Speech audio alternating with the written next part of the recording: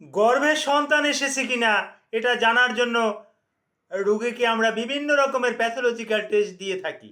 এই বিভিন্ন রকমের প্যাথোলজিক্যাল টেস্টের ভিতরে একটা টেস্ট ইউরিন ফর প্রেগনেন্সি, অর্থাৎ প্রস্রাব পরীক্ষা করলেও গর্ভ হয়েছে কিনা এটা জানা যায়। এটা কখন জানা যায়?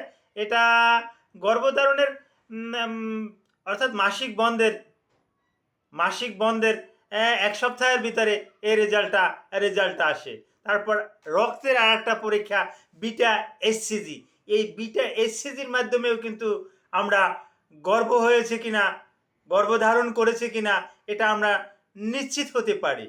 কিন্তু গর্ভ কোথায় হয়েছে?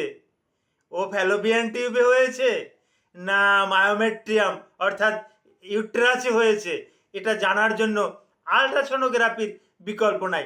এখন এই আলট্রাসোনোগ্রাফিটা মাসিক বন্ধের কতদিন পর করালে জানা যাবে, এই ব্যাপারে কিছু গুরুত্বপূর্ণ আলোচনা করব।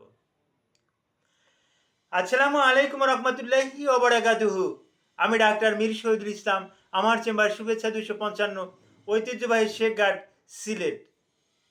যে কোনো একটা সার্চ ইঞ্জিনে ডাক্তার মীর শহীদুল ইসলাম কথাটি লিখে সার্চ দিলে আপনি আমার সম্পর্কে বিস্তারিত তথ্য পেয়ে যাবেন। যে দর্শক শ্রোতা, আলোচনা করব গর্ভবতীর গর্ভ কনফার্ম হওয়ার জন্য বেশ কতগুলো পরীক্ষা আছে। এর ভিতরে ইউরিন ফর প্রেগনেন্সি টেস্ট, রক্তের বিটা এসসিজি এর মাধ্যমে কিন্তু কনফার্ম হওয়া যায়। কিন্তু গর্ভে সন্তান ইউট্রাসে বসেছে না ফ্যালোপিয়ান টিউবে বসেছে এটা নিশ্চিত হওয়ার জন্য আলট্রাসোনোগ্রাফির বিকল্প নাই। এখন এই আলট্রাসোনোগ্রাফিটা গর্ভধারণের কতদিন পর করতে হবে? গর্ভধারণ মানে অর্থাৎ যে তারিখে মাসিক হওয়ার কথা ছিল ওই তারিখে মাসিক তো হয় নাই, এতে ইউরিন ফর প্রেগনেন্সি টেস্টে পজিটিভ রেজাল্ট আসছে, আলহামদুলিল্লাহ, এটা ভালো।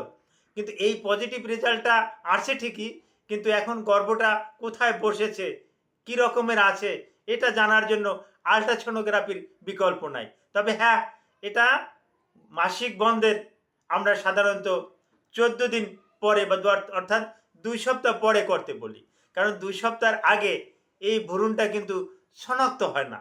আলট্রাসোনোগ্রাফি করলে লক্ষ্য করেছি, দেখেছি যে এই ভ্রূণটা শনাক্ত হয় না, যার পরিপ্রেক্ষিতে 2 সপ্তাহ পরে করলে, 14 দিন পরে করলে এটা কনফার্ম হওয়া যায় যে ভ্রূণটা কোথায় বসেছে।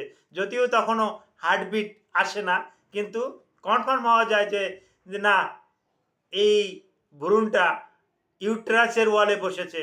ইউট্রাসের ওয়ালে বসলে এটা কোন পার্শ্বে বসেছে, এটা কি উপরের দিকে বসেছে না নিচের দিকে বসেছে, এবং এটা মিসক্যারেজ হওয়ার সম্ভাবনা আছে কিনা ইত্যাদি কিন্তু জানা যায় আলট্রাসোনোগ্রাফির মাধ্যমে।